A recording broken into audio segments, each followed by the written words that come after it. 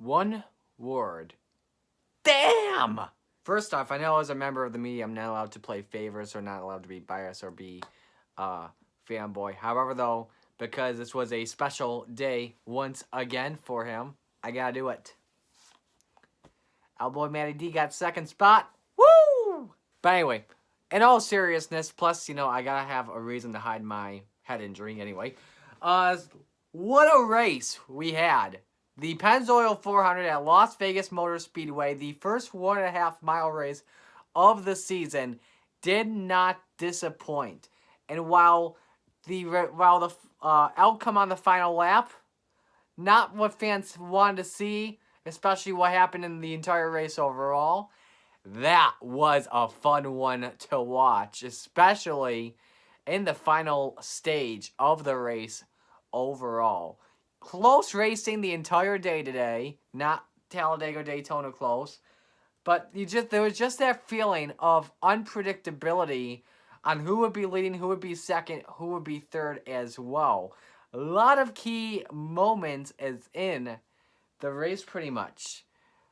But I think really stage 3 is like obviously the biggest stage in any race, and goodness gracious, look what came out of that. I mean, think about it. You had probably in my opinion, the two best cars here. Martin Truex Jr., two of the best cars I should say. Martin Truex Jr., Chase Elliott. They all got into the wall. They all had problems and they all brought out cautions. And Truex was so close to getting another pit road penalty. But holy cow, that was insane. Props to Logano for winning the race. He definitely had one of the better cars out there. Good to see him win it as well for sponsor Pennzoil. And oh my goodness, I was getting really excited for the battle between Ryan Blaney and Alex Bowman at the end of the race. I thought that they were going to have a barn burner to the end, something that fans would be talking about for the entire season, and we're only in race 2 of the year. But yeah, very happy. Let me give you let's try to break down the final restart and what happened actually. So after the final caution before the restart, and the caution, by the way, had come out for Ross Chastain's spin, which was a bummer because he actually did pretty well today. If I look at the official results here, I'm trying to see if there's a way I can see how high he ran today. I know he was running in the top 10 for part of the race. He finished in 27th. So it won't really tell me his highest running spot, but it was really good to see him do well. And hearing the news as well from Ryan Newman pre-race, how he only has a head injury, nothing broken, nothing internal. That's really good to hear. And Rocky Man, wishing for a speedy recovery from you once again. Another big story coming into the race, how would the Chevrolets do? Well, we had that answer, obviously. Chase Elliott won Stage 1, and I'm pretty sure he won Stage 2 as well. I don't know. I was flipping back and forth between the NASCAR race as well as NHRA at Arizona this weekend as well. So, yeah. He led 70 laps, and unfortunately finished in 26th spot. Got 2 playoff points, so he did win. He did win stages 1 and 2. And the Hendrick guys as well, which are pretty much, when you think of Chevys, you think of Hendrick. They did very well at a 1.5 mile track, which is always the bread and butter of the season. You had Jimmy Johnson doing good. William Byron was running in the top 5 as well. Alex Bowman, he was contending for the win with Ryan Blaney and stuff like that. So I know we're not really a handful of races in, but right now this new Chevy Camaro Z01 ILE, I think those are the final 3 digits of it. Right now, looking pretty good so far. Good start for Jim Campbell and those guys in 2020. But let's break down the final restart. And restarts once again, like we usually see in this high downforce package and the 550 horsepower tapered spacer. Wild, man. Very wild. And we even had good racing in those long runs. They had like at least those 14, 15 lap runs as well. And a lot of it as well had to do with Goodyear creating that great tire they had. I thought Goodyear made a great tire. If they use that same tire as well when we go to Atlanta, because remember, Las Vegas is a rough track and Atlanta is very rougher. I don't think they've repaved it since they reconfigured the track back in like '97 or something like that. I think we get one good race, and I think a better race than last season. But yeah, breaking down that final restart, I don't really want to show anything on video. I want to show. I'll show photos, obviously, but the final restart was just wild. You had Matt DiBenedetto going underneath William Byron for the second spot. I believe Byron restarted in second, and DiBenedetto restarted in third, with Byron on the low line. And he got underneath, gave Byron a tire rub, so Matty D was able to get second spot. You had Jimmy Johnson go all the way below the apron. Remember, that's legal for those of you that only care about Daytona and Talladega. Think those rules the same apply at 1.5 mile tracks. They do not. You can do that.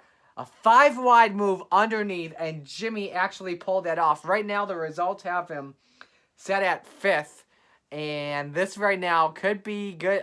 This is a good start to him for 2020 and his swan song season. But and then we came to the white flag. We had that spin with John Hunter Nemechek and stuff like that.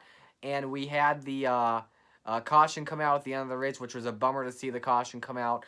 A lot of the fans, though, I don't understand why they're complaining. I mean, I definitely understand why, though. I should say that. Because we had an amazing race. They wanted to see a green flag finish to the end. But here's the thing. John Hunter Nemechek was pretty slow after he spun out and got into the grass and stuff like that. And there was a lot of chaos going on in the back of the pack. There could have been some debris as well. But John Hunter Nemechek was really slow. It was unsure by NASCAR if he was going to get that car up to speed or not. Back up to the full potential, the full power of his car at the moment. But he couldn't. So NASCAR on the safe side had to throw the caution and the race. Obviously not everyone wanted. I didn't want it. I wanted to see a green flag finish to the end, but I definitely understand rules are rules. You gotta be safe.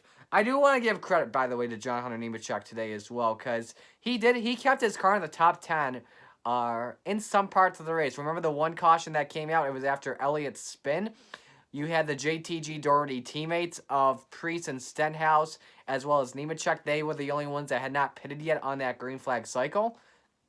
And you had Stenhouse and Nemechek keep their cars up in the top 10 from time to time. Stenhouse actually did get a top 10 finish. Let me see where they got him. I think they got him third. Yeah, they do. So good run by Ricky Stenhouse at a 1.5 mile track. But anyway, yeah. I'm trying to think what else to talk about here. there's a lot of things to talk about on my mind. I'm trying my best not to have as many jump cut edits as possible. Let's break down the top 10 for you. Joey Logano gets the win, obviously first win of the season. Matt DiBenedetto ties his career best, his best finish on a 1.5 mile track, no doubt about that. Second spot, People's Champ, baby. Ricky Stenhouse third, Austin Dillon fourth, Jimmy Johnson fifth.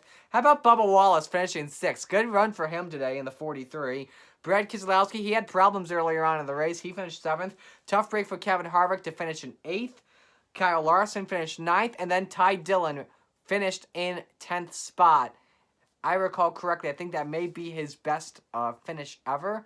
He came close to getting a top 5 finish at Dover in 17 in the summer, but unfortunately got in that wreck that time.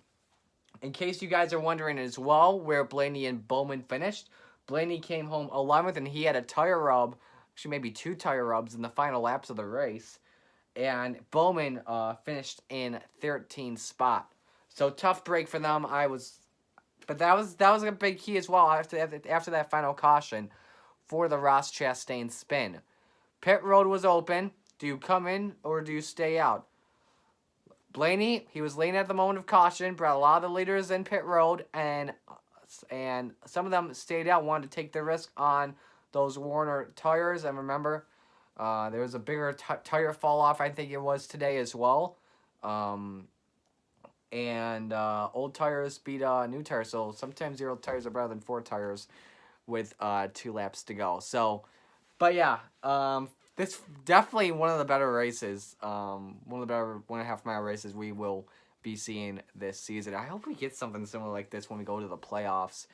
But keep in mind the conditions are definitely going to be different because this race will be near the summer to fall transition, and it will start later on at 4 o'clock Pacific time, if I recall correctly there. But yeah, and I know people were saying, and I did see as well, this was a better call to make the caution on the final lap than the caution from Newman when he went upside down.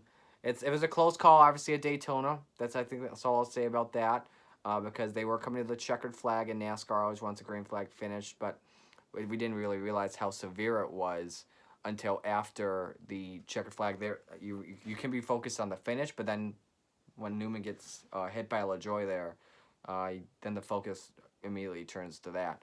So, yeah. But anyway, regardless of that, out of 5 stars, this is a tough one. This is a good grade. I'd give this, in my opinion, an A minus or an A minus. If we did get a green flag finish at the end, I would probably have given it an A. But out of 5, probably maybe a 4.5.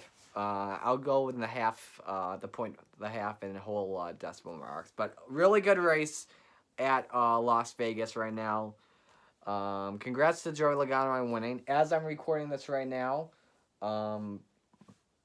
the Xfinity race is about to start, so I think it will be tomorrow morning. I'll come on and I'll do a video on what happened in the lower series, so like the Xfinity and the Truck series.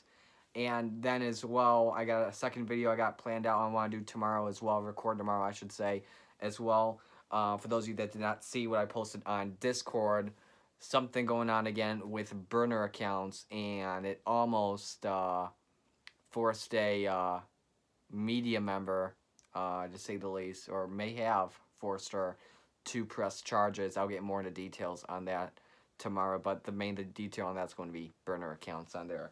So the Xfinity race, once again, going to be starting shortly, and I think Joe Graff Jr. was in the lead.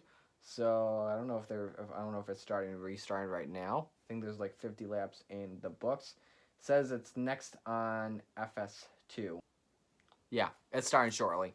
As I'm recording this. So yeah, good race today at Las Vegas. I really enjoyed this race. It was fun to watch. Close quarters racing, some crossovers, side drafting. Whew, that was pretty fun, I gotta tell you. And that's only the first race. How's the Xfinity race gonna be? That's the next question I got.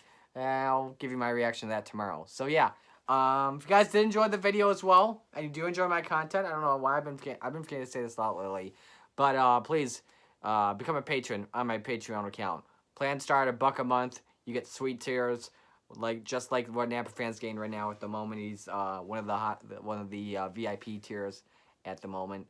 So yeah. So again, talk to you guys tomorrow about Xfinity racing and burner counts. If you guys did enjoy the video, by the way, leave a like, comment, and subscribe. Thank you all for watching. It's Marty. I'll talk to you guys in the next video. And until then, peace out.